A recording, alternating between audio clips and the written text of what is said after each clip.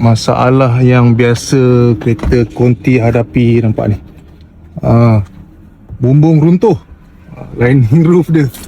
So ini perkara biasa. Itu hari dulu sunroof dia dah tercabut, dia tak lekat tau. Dia dah lama, faktor umur dia mesti macam ni lah.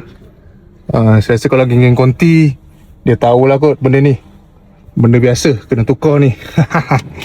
Ni kita hantar kedai lah, tukar macam biasa. Jadi kalau pengguna kereta konti ni tahulah kan, masalah ni memang biasa hadapi lah. Kereta saya ni pun saya dah pakai 6 tahun, dia jadi macam tu.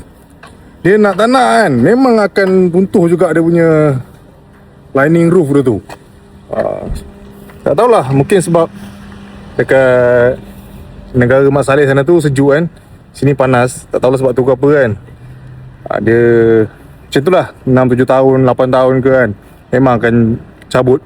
Nak tak nak kena ganti baru, itu je.